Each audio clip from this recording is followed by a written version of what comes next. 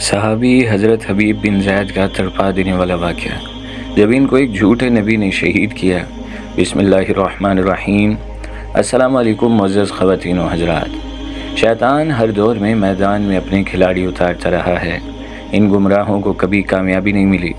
حضور پاک صلی اللہ علیہ وسلم کی ختم نبوت پر امت نے کبھی کوئی سمجھوتا نہیں کیا۔ ہر جھوٹے مدعی نبوت کو امت نے مسترد کیا اور اس کے خلاف پوری طرح جہاد کر کے اس فتنے کو ختم کیا۔ ان فتنہ پردازوں میں سب سے خطرناک مسلمہ کذاب تھا۔ مسلمہ کا تعلق قبیلہ بنو حنیفہ سے تھا۔ یہ شخص بہت دھوکے باز، عیار، مکار اور چرب زبان تھا۔ اس نے حضور صلی اللہ علیہ وسلم کی حیات مبارکہ ہی میں نبوت کا دعویٰ کر دیا تھا۔ یہ بدبخت کہا کرتا تھا کہ محمد صلی اللہ علیہ وسلم بھی اللہ کے رسول ہیں اور میں بھی۔ نبی اکرم صلی اللہ علیہ وسلم نے اسے کذاب قرار دیا تھا۔ مسلمہ اور اس کے پیروکار بہت مکار، فریبی اور دھوکے باز تھے۔ وہ اذان اور نماز کا اہتمام کرتے اور اذان میں مسلمہ کا نام لیا کرتے۔ مسلمہ کذاب لوگوں کو گمراہ کرنے کے لیے شعبدے بازی بھی کرتا۔ وہ اپنا معجزہ کہتا تھا اور وہ یہ تھا کہ اس نے ایک مرغی کے بالکل تازے انڈے کو سرکے میں ڈال کر نرم کیا اور پھر اس کو ایک چھوٹے منہ والی بوتل میں ڈالا۔ انڈا ہوا لگنے سے پھر سخت ہو گیا۔ بس مسلمان لوگوں کے سامنے وہ بوتل رکھتا اور کہتا کہ کوئی عام انڈے کو بوتل میں کس طرح ڈال سکتا ہے۔ لوگ اس کو حیرت سے دیکھتے اور اس کے کمال کا اعتراف کرنے لگتے۔ بلکہ جب مسلمہ کذاب نے نبی مکرم صلی اللہ علیہ وسلم کو خط لکھا کہ میرے ساتھ ایک معاہدہ کر لیں، جب تک آپ دنیا میں زندہ ہیں آپ نبی ہیں اور جب آپ کا وصال ہو جائے گا تو میں نبی بن جاؤں گا، یا یہ معاہدہ کر لیں کہ آدھے عرب کے آپ اور آدھے عرب کا میں نبی۔ معاذ اللہ اس کے خط پر نبی پاک صلی اللہ علیہ وسلم نے جواب میں لکھا کہ میں تو اللہ کا رسول ہوں جبکہ تو کذاب ہے، جھوٹا ہے۔ جب نبی پاک نے ختم کذاب لکھا تو فرمانے لگے کہ کون لے کے جائے گا یہ خط اس کذاب کے دربار میں۔ اب ناظرین اس کذاب کے دربار میں جانا ہے اور حالات بڑے خطرناک ہیں کہ آگے بھی بندے اور پیچھے بھی بندے ہیں، جان کا خطرہ بھی ہے۔ لیکن ایک صحابی تھے، چھابڑی فروش، سر پر ٹوکرا رکھ کے مدینے کی گلیوں میں کھجوریں بیچتے تھے اور 11-12 بچوں کے باپ تھے۔ جسمانی طور پر بھی کمزور تھے۔ کھجور کھا رہے تھے، فٹافٹ اٹھے اور ہاتھ کھڑا کر کے کہا، حضور کسی اور کی ڈیوٹی نہ لگائیے گا، میں جاؤں گا۔ جب یہ الفاظ جلد بازی میں کہے تو ان کے منہ سے کھجور کے ٹکڑے مجلس میں بیٹھے صحابہ کے چہروں پر گرے۔ ایک صحابی کہنے لگے، او اللہ کے بندے پہلے کھجور تو کھا لے، بڑی جلدی ہے تجھے بولنے کی۔ تو یہ مسکرا کر کہنے لگے کہ اگر کھاتے کھاتے کسی اور کی ڈیوٹی لگ گئی تو کیا کروں گا، مجھے جلدی ہے۔ لہٰذا اب حضور صلی اللہ علیہ وسلم نے ان کو اپنا نیزہ دیا، گھوڑا دیا اور فرمایا، ذرا ڈٹ کے جانا اس کذاب کے گھر۔ ناظرین وہ صحابی عقیدت سے کہنے لگے کہ اے محبوب خدا صلی اللہ علیہ وسلم آپ فکر ہی نہ کریں۔ صحابہ کہتے ہیں کہ وہ اس طرح نکلا جیسے کوئی جرنیل نکلتا ہے۔ اس کا انداز ہی بدل گیا، اس کے طور طریقے بدل گئے۔ وہ یوں نکلے جیسے کوئی بڑا دلیر آدمی جاتا ہے۔ مسلمہ کذاب کے دربار میں گئے۔ وہاں ایک شخص جو بعد میں مسلمان ہوا وہ بتلاتا ہے، وہ صحابی جن کا نام حضرت حبیب بن زید تھا، جب وہ دربار میں پہنچے تو اپنا نیزہ زور سے دربار میں گاڑ دیا۔ مسلمان ٹھٹک کے کہتا ہے، کون ہوا آپ گھراتے ہوئے فرمانے لگے، تجھے چہرہ دیکھ کے پتہ نہیں چلا کہ میں رسول اللہ صلی اللہ تعالیٰ علیہ وسلم کا نوکر ہوں؟ ہمارے تو چہرے بتاتے ہیں کہ نبی والے ہیں، تجھے پتہ نہیں چلا کہ میں کون ہوں؟ مسلمان کہنے لگا، کیسے آئے ہو؟ بن بے نیازی سے فرمایا، یہ تیرے خط کا جواب لے کر آیا ہوں۔ بادشاہوں کا طریقہ یہ تھا کہ وہ خط خود نہیں پڑھتے تھے، ساتھ ایک بندہ کھڑا ہوتا وہ خط پڑھتا تھا۔ تو مسلمان نے خط اس کو دیا کہ پڑھو۔ خط پڑھا تو اس میں یہ بھی لکھا تھا کہ تو کذاب ہے۔ یہ جملہ وہاں موجود سب نے سن لیا۔ اکیلے میں ہوتا تو بات اور تھی۔ وہ آگ بگولا ہو گیا، آنکھیں سرخ ہو گئیں۔ سامنے حضرت حبیب رضی اللہ تعالیٰ عنہ تنی کھڑے تھے۔ یہ غصے سے تلوار لے کر اٹھا اور کہنے لگا، تیرے نبی نے مجھے کذاب کہا ہے، تیرا کیا خیال ہے؟ حبیب بن زید مسکرا کے فرمانے لگے، خیال والی بات ہی کوئی نہیں، جسے میرا نبی کذاب کہے وہ ہوتا ہی کذاب ہے۔ تو 7 سمندروں کا پانی بھی بہا دے تو تیرا جھوٹ نہیں دھل سکتا۔ غصے کی شدت سے کانپتے ہوئے کہنے لگا، تو پیچھے پلٹ کے دیکھ، سارے میرے سپاہی، میرے پہرے دار، تلواریں، نیزے، خنجر، تیر سب تیرے پیچھے کھڑے ہیں، میرے ماننے والے ہیں۔ حضرت حبیب بن زید رضی اللہ تعالیٰ عنہ فرمانے لگے، میرے 12 بچے ہیں، ان میں سے کچھ ایسے ہیں جو دودھ پیتے ہیں، کچھ ایسے ہیں جنہوں نے ابھی چلنا نہیں سیکھا۔ میں جب رسول اللہ صلی اللہ تعالیٰ علیہ وسلم کا پیغام لے کر نکلا تھا تو میں نے پلٹ کے بچے نہیں دیکھے، تو تیرے پہرے دار کیسے دیکھوں؟ جو جی میں آتا ہے کر، محمد صلی اللہ علیہ وآلہ وسلم کے غلام جان دینے سے نہیں ڈرتے۔ مسلمہ ایک شعبدے باز سے زیادہ کچھ نہ تھا، وہ جگہ جگہ شعبدے بازی کرنے والوں کے تمام تر عادات وسائل اپنے اندر رکھتا تھا، جس طرح اس کے اندر کوئی مروت تھی، نہ عرب نسلیت اور نہ کوئی آدمیت جو اس کو اس پیغام رساں کے قتل سے باز رکھتی، جس کا عرب بڑا احترام کرتے اور مقدس جانتے تھے۔ مسلمہ کذاب نے اپنی قوم کو اکٹھا ہونے کا کہا، پھر رسول اللہ صلی اللہ تعالیٰ علیہ وآلہ وسلم کے پیغام رساں جناب حبیب بن زید رضی اللہ تعالیٰ عنہ سے مسلمہ نے پوچھا، تم یہ شہادت دیتے ہو کہ محمد صلی اللہ علیہ وآلہ وسلم اللہ کے رسول ہیں؟ حضرت حبیب نے جواب دیا، ہاں میں شہادت دیتا ہوں کہ محمد صلی اللہ علیہ وآلہ وسلم اللہ کے رسول ہیں۔ جناب حبیب رضی اللہ تعالیٰ عنہ کے منہ سے یہ کلمات نکلے تو رسوائی اور ناکامی کی زردی نے مسلمہ کا چہرہ زرد کر دیا، اور اس نے پھر سوال کیا، کیا تم یہ شہادت دیتے ہو کہ میں اللہ کا رسول ہوں؟ حبیب رضی اللہ تعالیٰ عنہ نے مضحکہ خیز انداز میں جواب دیا، میں بہرا ہوں، میرے کان تمہاری بات سننے سے انکاری ہیں۔ اس جملے کے بعد کذاب کے چہرے کی زردی جل کر راکھ ہو جانے والے کوئلے کی سیاہی میں بدل گئی، اس کی منصوبہ بندی ناکام ہو گئی اور اس کے تشدد نے بھی کوئی کام نہ دکھایا۔ اسے ان لوگوں کے سامنے جن کو وہ اپنا معجزہ دکھانا چاہتا تھا ایسا زوردار تمانچہ پڑا کہ اس کی جعلی ہیبت تباہ ہو گئی۔ وہ ذبح شدہ سانڈ کی طرح پکارا اور اپنے اس جلاد کو آواز دی جو اپنی تلوار کے دانتوں سے حضرت حبیب رضی اللہ تعالیٰ عنہ کے جسم کی بوٹی بوٹی کر ڈالنے والا تھا۔ اس نے چیخ کر جلاد سے کہا، تلوار مار کر اس کے بدن کا ایک ٹکڑا اڑا دو۔ جلاد نے تلوار ماری اور جناب حبیب رضی اللہ تعالیٰ عنہ کا بازو بدن سے کٹ کر زمین پر جا گرا۔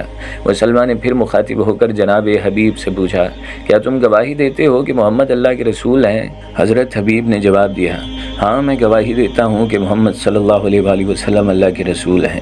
مسلمان نے کہا، اور یہ بھی گواہی دیتے ہو کہ میں اللہ کا رسول ہوں؟ حضرت حبیب رضی اللہ تعالیٰ عنہ بولے، میں نے تم سے کہا ہے کہ میرے کان وہ بات سننے سے قاصر ہیں جو تم کہتے ہو۔ مسلمان نے جواب سنا تو جلاد کو حکم دیا کہ اس کے جسم کا دوسرا بازو بھی اڑا کر رکھ دو۔ لوگ آپ پر نظر گاڑے حیرت اور تعجب سے دیکھے جا رہے تھے کہ کس قدر عظیمت و استقامت ہے۔ مسلمان مسلسل اسی طرح سوال کرتا رہا اور جلاد آپ رضی اللہ تعالیٰ عنہ کے بدن کی بوٹیاں اڑاتا رہا، اور آپ بھی مسلسل یہی جواب دیتے رہے کہ میں گواہی دیتا ہوں کہ محمد صلی اللہ علیہ وآلہ وسلم اللہ کے رسول ہیں۔ اس مسلسل عمل سے آپ رضی اللہ تعالیٰ عنہ کے بدن کا آدھا حصہ کٹ کر ٹکڑوں کی صورت میں زمین پر بکھرا ہوا تھا اور آدھا دھڑ باقی رہ گیا تھا۔ بالآخر حضرت حبیب کی پاکیزہ عظیم روح پرواز کر گئی، مگر زبان پر ختم نبوت زندہ باد کا ورد جاری تھا۔ ناظرین، اگر حضرت حبیب رضی اللہ تعالیٰ عنہ جان بچانے کی خاطر دل سے ایمان پر قائم رہتے ہوئے مسلمان کذاب کی ہمنوائی کر لیتے، ایمان میں کوئی نقص واقع نہ ہوتا اور نہ ان کے اسلام کو کوئی نقصان پہنچتا، مگر یہ شخص جو اپنے والد، والدہ، بھائی اور خالہ کے ہمراہ بیت عقبہ میں حاضر ہوا تھا اور جس نے ان مبارک اور فیصلہ کن لمحات سے ہی اپنی بیت اور بے نقص ایمان کامل کی ذمہ داری اٹھا رکھی تھی، اس کے نزدیک یہ جائز نہیں تھا کہ وہ اپنی زندگی اور آغاز اسلام کے درمیان ایک لمحے کا بھی موازنہ کرتا اور زندگی کو اہم سمجھ کر اس کو بچانے کی راہ اختیار کرتا۔ لہٰذا ان کے پیش نظر یہ بات نہیں تھی کہ اس واحد موقع سے فائدہ اٹھاتے ہوئے زندگی کو بچا لیتے جس موقع پر ان کے ایمان کی تمام داستانیں صبا، عظمت، قربانیوں بدولت اور راہ حق و ہدایت میں جان قربان کر کے مرتبہ شہادت پا لینے کے ایسے نمونے میں ڈھل گئی۔ قریب تھا کہ وہ اپنی حلاوت اور دلکشی میں ہر کامیابی اور فتح نصرت سے آگے نکل جاتے۔ ادھر جب اللہ کے رسول صلی اللہ علیہ وآلہ وسلم کو اپنے معزز پیغام رساں کی شہادت کا علم ہوا تو آپ صلی اللہ علیہ وآلہ وسلم نے اپنے رب کے فیصلے پر صبر کیا، کیونکہ آپ صلی اللہ علیہ وآلہ وسلم اللہ تعالیٰ کی طرف سے عطا کردہ نور بصیرت کی روشنی میں مسلمہ کذاب کا انجام دیکھ رہے تھے۔ ادھر حضرت حبیب رضی اللہ تعالیٰ عنہ کی والدہ جناب سے اپنے بیٹے کا انتقام لیں گی اور اس ناپاک کے جسم میں اپنا نیزہ اور تلوار گھسا کر رہیں گی جو اس وقت ان کے صدمے، صبر اور تکلیف کو دیکھ رہی تھی۔ نامعلوم اسے ان کی ادا کیسے کس قدر پسند آئی، اس نے اس وقت کا یہ فیصلہ کر لیا کہ اس خاتون کے ساتھ رہے گی یہاں تک کہ وہ اپنی قسم پوری کر لے۔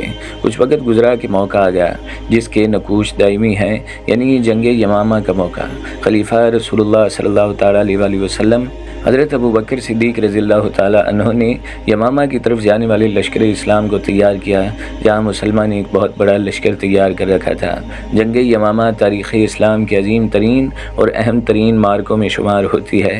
سیدنا خالد رضی اللہ تعالیٰ عنہ اپنی فوج کو لے کر اس علاقے میں پہنچے تو دیکھا کہ مسلمان 40,000 جنگجو اپنے گرد جمع کیے اپنے قلعے کے باہر قربا کے مقام پر خیمہ زن ہے۔ اس کے سامنے کھلے میدان میں سیدنا خالد بن ولید رضی اللہ تعالیٰ عنہ نے بھی پڑاؤ ڈال دیا۔ حضرت حسیبہ رضی اللہ تعالیٰ عنہ بھی لشکر اسلام کے ساتھ نکلی تھیں اور میدان جنگ کے اندر مارکہ کارزار میں اس طرح گھس گئی تھیں کہ آپ رضی اللہ تعالیٰ عنہ کے دائیں ہاتھ میں تلوار اور بائیں ہاتھ میں نیزہ تھا، اور زبان پہ یہ للکار تھی کہ اللہ کا دشمن مسلمہ کذاب کہاں ہے۔ جب مسلمہ قتل ہو گیا اور اس کے پیروکار دونکی ہوئی روئی کی مانند گرنے لگے اور اسلام کے جھنڈے کامیاب و کامران ہو کر بلند ہو گئے، تو حضرت حسیبہ رضی اللہ تعالیٰ عنہ کھڑی ہو گئیں، اور آپ رضی اللہ تعالیٰ عنہ کی حالت یہ تھی کہ آپ کا تنومند اور طاقتور جسم زخموں سے چھلنی تھا۔ آپ رضی اللہ تعالیٰ عنہ اس طرح کھڑی تھیں گویا اپنے شہید بیٹے حضرت حبیب رضی اللہ تعالیٰ عنہ کے روئے مبارک کو صاف طور پر دیکھنے کی کوشش کر رہی ہوں۔ آپ رضی اللہ تعالیٰ عنہ نے اپنے لخت جگر کو یوں محسوس کیا کہ اس نے زمان و مکان کو اپنی عظمت سے بھر دیا۔ یوں کہنا چاہیے کہ حضرت حسیبہ فتح اور نصرت کی خوشی سے مسکراتے اور لہراتے، جس بھی پرچم کی طرف نگاہ اٹھاتی اس کے اوپر اپنے بیٹے حضرت حبیب کا چہرہ ہنستا اور مسکراتا دیکھتی۔ اس وقت ان کی عمر تقریباً 60 برس تھی، اور ان کے بیٹے عبداللہ بن زید رضی اللہ تعالیٰ عنہ بھی ہمراہ تھے۔ اس مارکے میں حضرت نصیبہ رضی اللہ تعالیٰ عنہ کا ایک بازو کٹ گیا، اس کے علاوہ تقریباً 11 زخم جسم پر لگے۔ سپہ سالار حضرت خالد بن ولید نے حضرت نصیبہ رضی اللہ تعالیٰ عنہ کے کٹے ہوئے ہاتھ کا علاج کرنے کے لیے تیل گرم کیا اور جلتے ہوئے تیل میں زخمی بازو کو داغ دیا، جس سے خون رک گیا۔ حضرت نصیبہ رضی اللہ تعالیٰ عنہ کو اپنے بازو کے کٹ جانے کا اتنا غم نہیں تھا جتنی خوشی مسلمہ کذاب کے واصلے جہنم ہونے کی تھی۔ یہ بڑا گمسان کرنگ اور بڑا خونی مارکا تھا۔ مسلمہ کذاب کے پیروکار قادیانیوں کی طرح مسلمہ کو حقیقی معنوں میں نبی اور رسول تصور کرتے تھے، نعوذ باللہ، اور وہ بھی خون کے آخری قطرے تک بڑی جان کی بازی کے ساتھ مسلمانوں سے لڑ رہے تھے۔ اس جنگ کے خون ریزی اور سخت جانی کا اندازہ اس بات سے کیجیے کہ 21,000 مرتدین مارے گئے، جبکہ مسلمانوں میں 1200 کی تعداد میں شہادت سے سرفراز ہوئے، جن میں 700 حافظ قرآن اور 200 بدری صحابہ تھے۔ اب تک کسی بھی جنگ میں مسلمانوں کا اس قدر جانی نقصان نہیں ہوا تھا، اور نہ ہی ان کا آج تک ایسے سخت جان مارکے سے واسطہ پڑا تھا۔ بہرکیف مسلمہ کذاب قتل ہوا، اور اس کے ساتھ ہی جھوٹی نبوت کا یہ ڈرامہ بھی اختتام کو پہنچ گیا۔ یہاں یہ بات واضح رہے کہ مسلمہ وحشی رضی اللہ تعالیٰ عنہ کے ہاتھوں جہنم رسید ہوا، وہی وحشی رضی اللہ تعالیٰ عنہ جن کے ہاتھوں غزوہ احد میں رسول اللہ صلی اللہ تعالیٰ علیہ وآلہ وسلم کے چچا سیدنا حمزہ رضی اللہ تعالیٰ عنہ شہید ہوئے تھے۔ آج اسی وحشی رضی اللہ تعالیٰ عنہ نے اسلام کے اس دشمن اعظم کو ٹھکانے لگا کر اپنے مشن کی تکمیل کی۔ ناظرین، تاریخ اسلام میں عقیدہ ختم نبوت کے لیے سب سے پہلے اپنی جان کا نذرانہ رسول اللہ صلی اللہ تعالیٰ علیہ وآلہ وسلم کے اسی نوجوان انصاری صحابی حضرت حبیب بن زید انصاری نے پیش کیا۔ لکھتا ہوں خون دل سے یہ الفاظ، اے مرید، بعد رسول ہاشمی کوئی نبی نہیں۔ سبحان اللہ، اللہ اکبر۔ یہ تھی ناظرین وہ مبارک ہستیاں جن پہ عرش والوں کو بھی ناز تھا، اور انہیں دنیا میں ہی امام الانبیاء، سید المرسلین، خاتم النبیین حضرت محمد مصطفیٰ صلی اللہ علیہ وآلہ وسلم کی زبان مبارک سے جنت کی بشارتیں سنا دی گئیں۔ صحابہ اکرام نے اس عقیدہ ختم نبوت کی حفاظت فرض سمجھ کر کی، اور اکابرین امت نے بھی صحابہ کی سنت کو زندہ کرتے ہوئے لوگوں نے بھی اس کا حق ادا کیا، اور اب باری ہماری اور آپ کی ہے، ہم کہاں تک اس فریضے کو ادا کر سکتے ہیں۔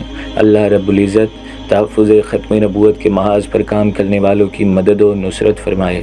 اللہ کریم ہمیں عقیدہ ختم نبوت کی حفاظت کرنے اور اس پر ثابت قدم رہنے کی توفیق عطا فرمائے، آمین یا رب العالمین۔